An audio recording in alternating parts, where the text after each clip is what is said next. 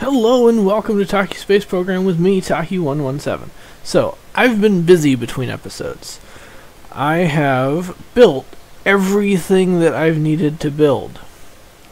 So, we are going to go ahead and perform our Ham the Chimp and Zvezdochka the Dog tourist mission. And we're also going to put Jebediah Kerman the pilot in there just so we have a method of control. Now, I went ahead and redesigned my tourist ship so that it's a little more efficient and it can hold that extra Kerbal just so I can have a pilot in there so I don't have to have a probe core. Now, of course, I could put a probe core on it and fit 3 tourists in there if I really wanted, but at the moment there's no need to since I'm just sending up 2. So, Ham the Chimp was the first American animal in space. He is, of course, a chimpanzee,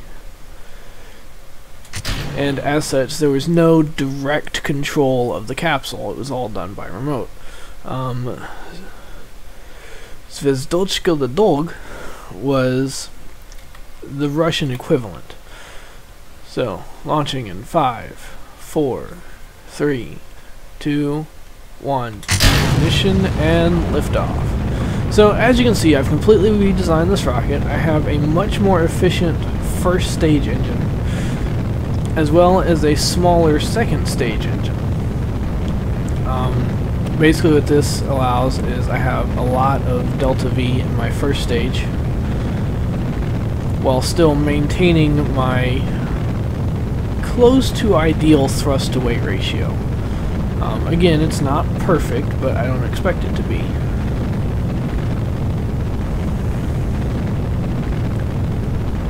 But what this rocket does have is much more control as we perform our gravity turn. So, we're approaching speed. Now, I am going a little bit over my standard 1 kilometer altitude, and that's simply because this rocket does have so much control. So I'm going to come down to about 10 degrees, and then I'm going to go surface positive. Now, again, all I'm doing is going suborbital. I don't need to go into orbit, I don't need to go to any certain altitude. I just need to pass something called the Kármán line and get into space. Now, you're probably asking, what is the Kármán line? Well, the Kármán line is essentially the point at which the speed required for the generation of aerodynamic lift is equal to or greater than the speed required for orbit. It is commonly known as the point at which you cross into space. Looks like a lot of cloud cover over the Kerbal Space Center, or excuse me, the Kennedy Space Center, because we are launching in the stock-sized real solar system. So all of the planets are actual solar system planets. They're just shrunk down to the normal game size. Now, of course, there is a mod called Real Solar System that scales everything to the proper sizes and proper dimensions and all of that stuff. But I don't particularly like playing with it, simply because I think it makes things incredibly difficult. Here it takes me about 5 to 7 kilometers to get to orbit, whereas in Real Solar System it takes upwards from 8 to 10 from the pad. The reason I say from the pad is because orbital velocity, at least in Real Solar System, is about 8 kilometers a second, and you need a little bit of delta V from the pad just to get up to that velocity.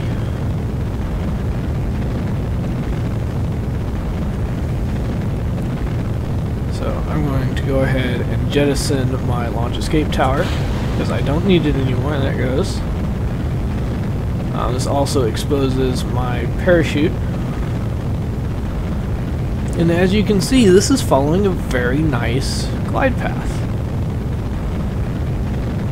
Now, I'm already met my goal but I'm actually going to go up. I'm just going to let that first stage burn out. I'm going to go ahead and jettison that first stage. Throttle back, because I don't need my throttle anymore. And now I'm going to try something. So I'm unsure exactly what activating this stage is going to do. So I'm going to go ahead and activate that stage. As you can see, I've already met my parameters where I'm going up above the atmosphere and coming back down. So here we go. Okay, so activating that stage does in fact activate the engine. This is good. I was afraid that it was actually going to decouple that engine in addition to activating it. So again, I don't need to activate it at all, or I don't need to use it at all, because if we look at my map here, I am in fact going well above the atmosphere, and I'm going to be coming down somewhere in the Pacific Ocean over here. Or excuse me, the Atlantic Ocean. I always get my oceans confused. I can never remember which side is which. So here we go. We are going to now point retrograde. We're going to ditch that service module there. Now we're just going to turn off our SAS system. Very nice heat shield here for this particular pod. Here we go. Now this pod does also have small RCS thrusters. The main reason the pod itself has RCS thrusters is for orientation during re-entry. As it's falling through the atmosphere, you want to keep this heat shield here pointed towards your direction of travel so that it can take the brunt of atmospheric re-entry. So here we go, see? Now of course, the shape of this capsule is also aerodynamically stable. You can kind of see it wobbling back and forth, but ultimately it's staying fairly close to our surface retrograde. Oh, there we go. Now we're getting some re-entry. Oh, just a little bit. And it's starting to slow down. Now we're subsonic. I guess I am at 4 times time warp.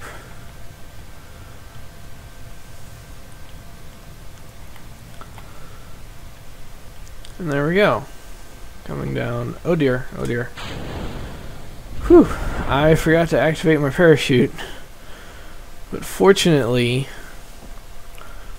I do have a pilot on board, so I don't have to worry about a connection to the Kerbal Space Center. I am coming down a little fast, but that's okay. Capsule survives intact, and we have completed that mission. So, with that, we get a little bit of science, we get a little bit of reputation, and we get a little bit of funds. Now, funds are really what drive any space program. If you don't have the funding, you don't have the means of building a rocket. This is true even in Kerbal Space Program. So let's see what other contracts we have. So we have Mercury Redstone 2. I definitely did both of those. Oh well, I'll worry about that later. So we still have this orbital telescope, so I'm going to go ahead and do that one now. Again, we have to wait to recondition the launch pad. Go ahead and warp. Now, this telescope is going to be in a almost 5 megameter orbit traveling west. So this is going to be very interesting because I'm not entirely sure my rocket will have enough delta V to get there. So we're going to warp till we're done reconditioning the launch pad, and then we're going to go to the next morning because we don't have to worry about aligning with a target. here we go. Warping to the next morning. So, telescopes are important. Telescopes let us see beyond our local system. You know, they let us see distant stars. The Kepler space telescopes lets us see distant planets, although the way they do that is actually kind of cool. They measure the brightness of the star, and then as a planet passes between the star and the telescope, the star will actually get dimmer, just a little bit, and then it can detect that and say, hey, there's a planet there. So here we go. This is again being launched on top of a kind of a modified Titan rocket. I don't know how this is going to handle. I don't know a whole lot about what's going to happen.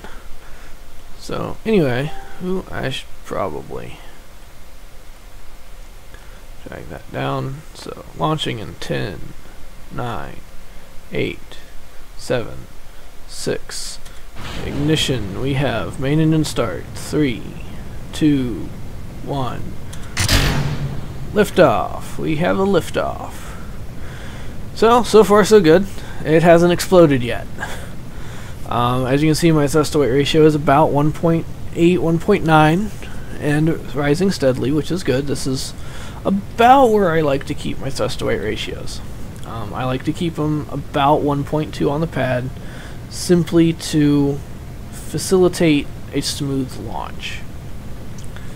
Now, once again, this could go horribly, horribly wrong. I've not flown this rocket before.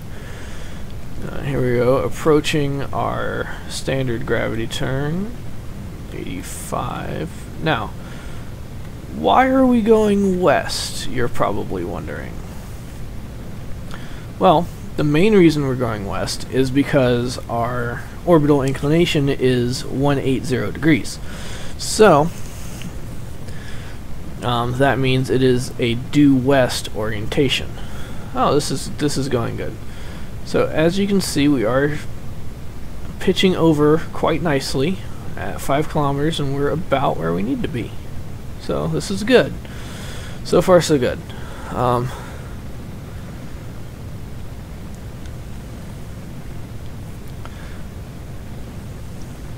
Yeah, 8 kilometers. Yeah, we're pitching a little faster than I would like, but we're doing good. We are still accelerating, and our time to apoapsis is still climbing. That's the important part. As long as your time to apoapsis is increasing, you're still on a proper glide slope. If it starts dropping, that means you are pitched too far over and you need to pull up a little bit.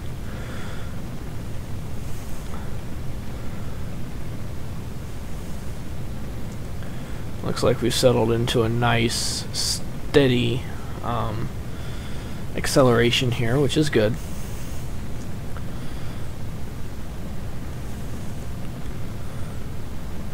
Thrusting quite nicely. I actually really like the look of this engine. It is the RED7 Bollard. I'm not entirely sure what mod adds that. I believe it is Vin's stock part revamp, but I could be wrong.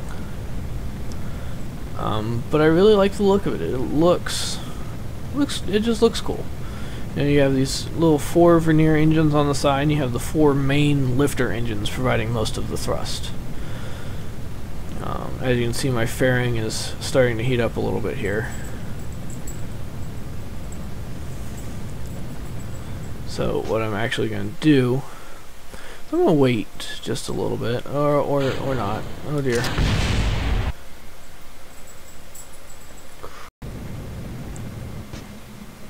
So, first stage cutout. I'm going to coast just a little bit. Let's go ahead and ditch that first stage there.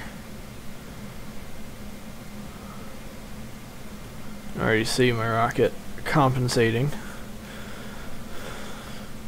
There goes the first stage. Now, normally, when America launches rockets destined for westward orbits, they launch from California. The reason for this is so that falling rocket bits fall over the Pacific Ocean and they don't hit anybody. Whereas if they launched from Florida, they would be flying over Mexico and the southern part of the United States and potentially dropping rockets on people, and that's not good. So, what I'm going to do here is I'm going to take my apoapsis up to 5 megameters. The main reason for that is mostly it saves delta V if I do my burns low. This is called the Oberth effect, which we've kind of already covered. Basically what that means is any maneuvers you do should be done closer to an extreme. So raising your apoapsis should be done closest to your periapsis.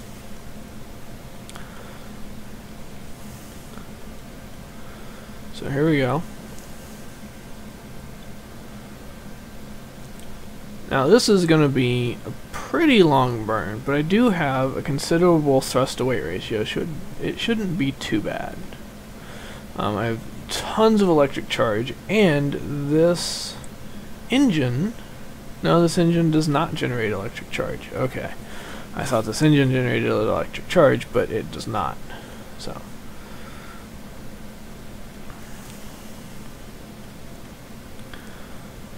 we're at 3 megameters now.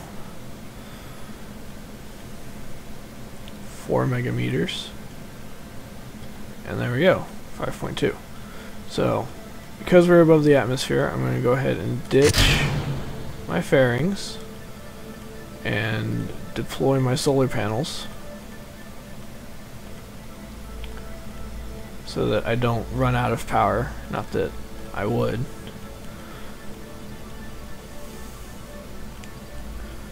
Now, let's do a little bit of orbit planning, shall we? So, I want to circularize my orbit before I perform a plane change. The main reason for this is it's going to cost me less delta V to do the plane change if my orbit is already fairly far out. So I want to create a new maneuver to change inclination to 180. And as we can see, the second maneuver is only going to take about 400 meters a second. And this first one is going to take about 430, so I have plenty of delta V in my payload stage to facilitate that. So, while we're drifting here, I'm going to go ahead and ditch my second stage.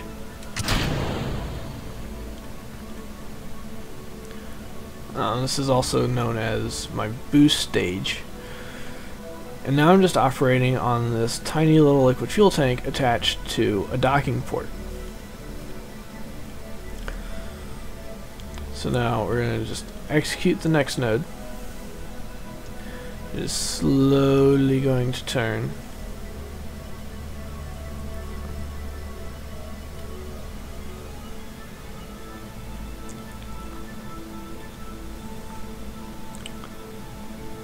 Hopefully pointing at the sun doesn't burn it out, because that would be bad. The reason you don't point telescopes at the sun, unless they're specially designed, is because the optics focus the light on a single point, and if you point it at something bright enough like the sun, it has the potential to completely burn out the instruments, and that just renders your telescope inoperable. Poop. Activate that antenna. We're going to go ahead and activate, set our target for Earth, and activate that one. Now, I have two of these dishes on here. The main reason for that, there goes that engine. The main reason for that is payload balance and redundancy. If I need to, I can point this antenna at the moon, or if this one goes bad, I can point it elsewhere, or I can shut this one down and use this other one for communication. So it's really, it's for redundancy. If things break, you need to be able to fix them. Okay, so we are at about the correct orbit height. We're actually a little high, but that's okay. We can fix that. We are going to execute our plane change maneuver. So we're going to come around. And we have plenty of delta V for that.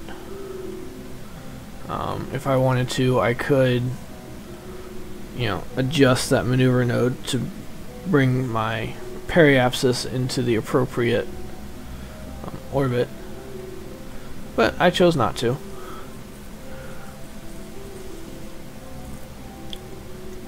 What are my options here? Oh, whoops. So I chose at the highest because that would save me theoretically a couple of delta V. In practice, it would probably only save me 1 or 2 meters a second, which isn't a whole lot. It's what I decided to do. It's not a big deal. So all I have to do is get into orbit.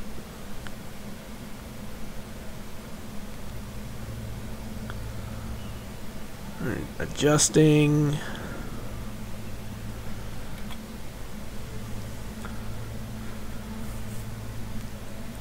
Fire that engine up. There we go.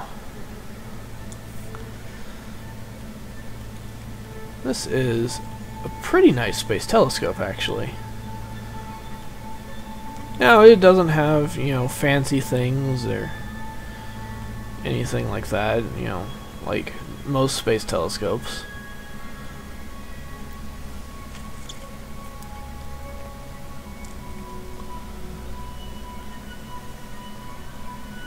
Oh, cool, I did reach the specified orbit. So now what I'm going to do, is I'm going to point this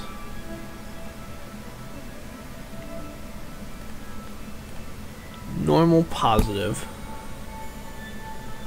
Now the main reason I'm going normal positive is so that my debris doesn't impact my probe at a later date. So we're going to decouple that, and there it goes.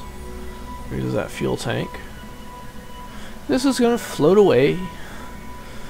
But now comes the fun part. So, let's take a look at Jupiter. Jupiter's over there, so I'm going to scroll all the way out on my map. Here we go, Jupiter. I'm going to set Jupiter as my target. And now, I'm going to point target positive. You're probably wondering, why am I doing that? What's going on here?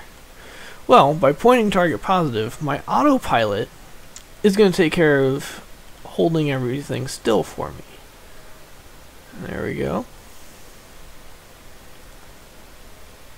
We are going to zoom in.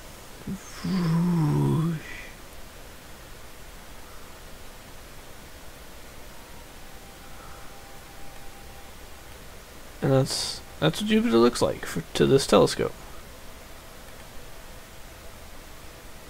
Scope not zoomed in far enough. Alright, let's zoom in more.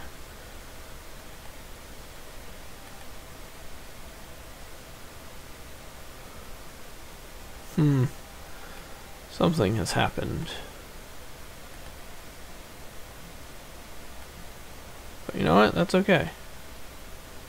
We will figure it out. Oh well. But that's what Jupiter looks like from here.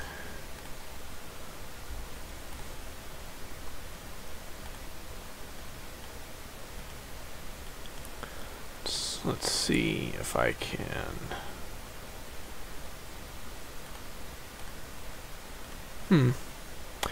So anyway, There it is. I can't actually do anything with it. Oh well, I've completed that contract and I now have a space telescope, which is cool. So now we're just going to point it, we'll point it radial out. Now the reason I put a docking port on it is so that I can dock with this and either return it or I can service it if it needs serviced. So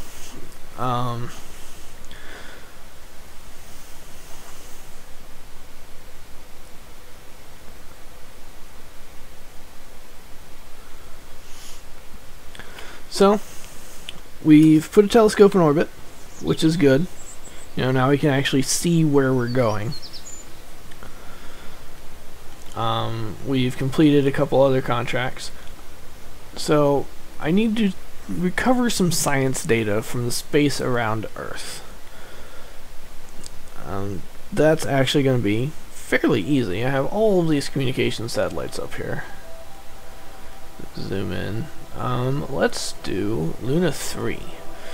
So Luna 3 is in a really high orbit, but it also has a whole bunch of scientific instruments on it. So hopefully I can get a little bit of science in addition to what the contract gives me. So here we go. Yep, I am connected. I still have 3,000 meters a second of delta V, which is a lot. Because I haven't used anything from that tank. So let's do some telemetry. There we go.